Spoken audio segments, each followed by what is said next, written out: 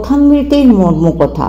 স্বামী গুরু মহারাজজি শ্রী রামকৃষ্ণ যখন যেখানেই থাকুন সর্বদাই ভক্তদের সঙ্গে ভগবত প্রসঙ্গের আলোচনা হতো। কেউ কেউ সেই প্রসঙ্গগুলির কিছু সংক্ষিপ্ত নোট নিয়ে রাখতেন।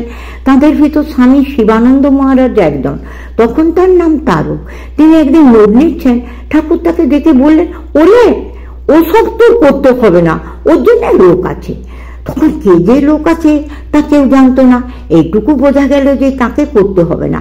মাস্টারমশাই যিনি কথামৃতে শ্রীম বলে বিখ্যাত, তিনি ঠাকুরের কথাগুলি সম্বন্ধে সংক্ষিপ্ত নোট রাখতেন। তার উদ্দেশ্য ছিল সেই নোটগুলি নিয়ে পরে মনে মনে চিন্তা করবেন।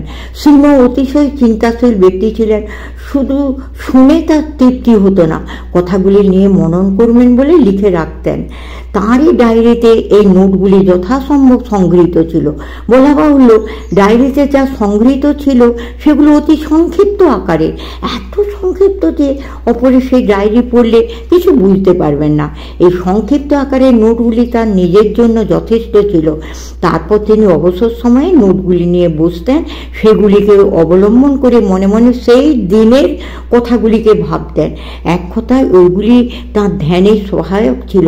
ধ্যান করতে করতে সেদিনের সমস্ত চিত্রটি যখন চোখের সামনে ভেসে উঠতেন, তখন তিনি কলম ধরতেন এবং সেদিনের ঘটনাগুলি লিখতেন।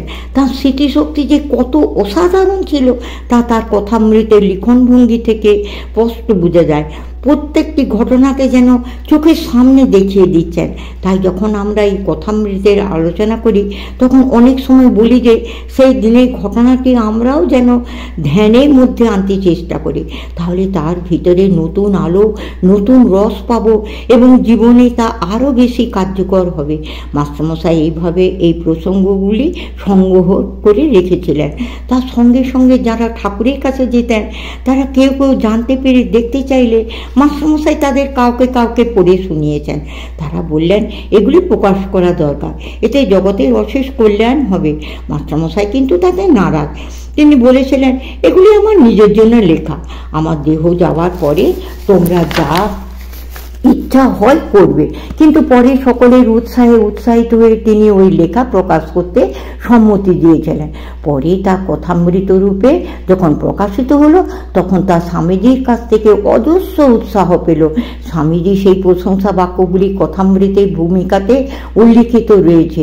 শ্রী মাও বলেছেন, কথামৃতের লেখাগুলি শুনলে মনে হয় যেন ঠাকুর সামনে বসে বলছেন। স্বামীজি বলেছেন, কথামৃতের বৈশিষ্ট্য এইখানে যে জগতে কখনো কোনো মহাপুরুষের কথাগুলি এমন অবৃতিতভাবে সংগৃহীত হয়নি। কারণ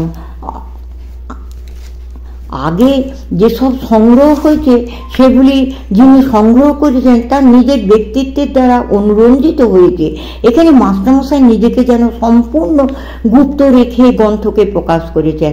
তার নিজের ব্যক্তিত্ব এসে ঠাকুরের চিন্তাধারাকে কোনো রূপে বিকৃত করতে পারেনি। স্বামীজি আরও বলেছেন, প্লেটো সক্রেটিসের যে জীবনে লিখেছেন সেটি হচ্ছে প্লেটো অল ওভার। সব জায়গাতেই প্লেটোই ফুটে উঠেছেন। সক্রেটিসের চেয়ে সেখানে প্লেটোরই প্রাধান্য। কথামৃতকার নিজেকে একেবারে সম্পূর্ণরূপে আড়ালে রেখে দিয়েছেন। ঠাকুরের কথার মধ্যে তার নিজের ব্যক্তিত্ব এসে ঠাকুরের ভাবকে যেন বিন্দুমাত্র ব্যাহত না করে, এইভাবে তিনি কথামৃতকে ভক্ত সমাজে উপস্থাপিত করেছেন। এই জন্য এটি একটি অমূল্য সম্পদ।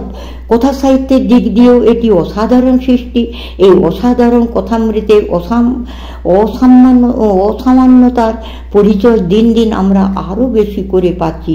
যখন বেরিয়েছিল তখন হয়তো 2-4 জনকে এটি প্রভাবিত করেছে, কিন্তু আজ কথামৃত সমস্ত বিশ্বের মানবকে প্রবলভাবে আকৃষ্ট করেছে। বিভিন্ন ভাষায় কথামৃত অনুদিত হয়েছে, ফলে যারা বাংলা জানেন না তারাও এই কথামৃতের রস আস্বাদন করতে পাচ্ছেন এবং যাদের কাছে এই কথাগুলি পৌঁছাচ্ছে তাদের ভিতরে যদি কিছুমাত্র আধ্যাত্মিক পিপাসা থেকে থাকে তাহলে সেই পিপাসা যেন 100 গুণে বেড়ে যাচ্ছে। এই হলো কথামৃতের বৈশিষ্ট্য। ভাগবতে আছে, ভগবত কথা সাধু সাধু পদে পদে। যত আলোচনা করা যাবে তত তার ভিতরে ক্রমশ অধিক থেকে অধিকতর স্বাদ পাওয়া যাবে। কথামৃতের বৈশিষ্ট্য অনুরূপ। কেউ কেউ বলেন, কথামৃত পড়েছি। কতটা পড়েছ? কিছু কিছু পড়েছি। আমি বলি, কেন, ভালো লাগেনি বুঝি?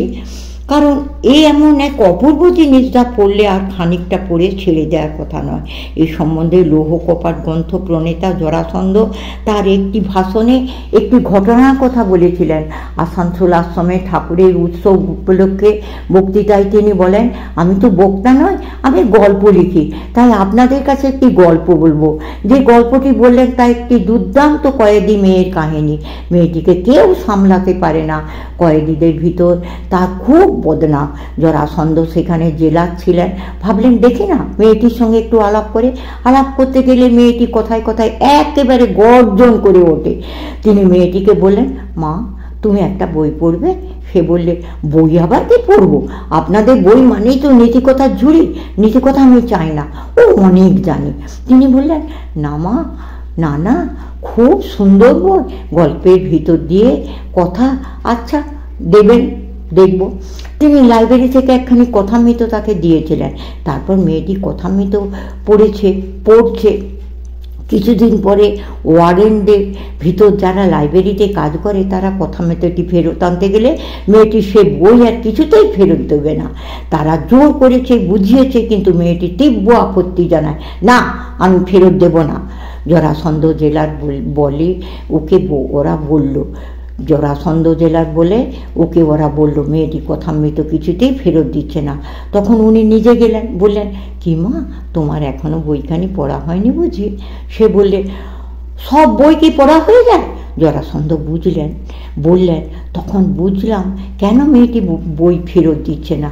প্রথমে ভেবেছিলেন বইটি সে কোথাও অনাদরে ফেলে রেখেছে তাই দিচ্ছে না। যখন বললে সব বই কি পড়া হয়ে যায়, তখন উনি বুঝলেন। তাকে বললেন, আমি তোমাকে আর একখানি বই কিনে দেবো, তোমার কাছেই রাখবে, বলে তিনি তাকে একখানি কথামৃত কিনে দিলেন। তখন মেয়েটি লাইব্রেরি বই ফেরত দিল। এখন এই যে কথা, সব বই কি পড়া হয়ে যায়, এই কথাটি চিন্তা করার জিনিস। কথামৃত পড়া কখনো হয়ে যায় না। আরম্ভ করলে ক্রমশ তার ভিতর থেকে নানা দিক দিয়ে নতুন নতুন রস আবিষ্কৃত হয়। যারা সাহিত্যিক তারা এর মধ্যে সাহিত্যের স্বাদও পাবেন, আর যারা আধ্যাত্মিক জীবনযাপন করতে চান তাদেরও তো কথাই নেই। কথামৃতের বৈশিষ্ট্য হলো তা কখনো পুরনো হয় না। শাস্ত্রে পুরাণ কথাটির অর্থ হচ্ছে পুরা অভিনব এব, যা পুরানো হয়েও নতুন, নিত্যই নতুন, যত দিন যায় ততই যেন নতুন মনে হয়। তাই এ হলো পুরাণ। যারা কথামৃত খুব আগ্রহের সঙ্গে পড়েন তারা নিশ্চয়ই এটি অনুভব করেছেন, যতবার পড়া যায় ততবার তার নতুন রূপে প্রতিভাতিত হয়। তাই কথামৃত কখনো পুরনো হয় না।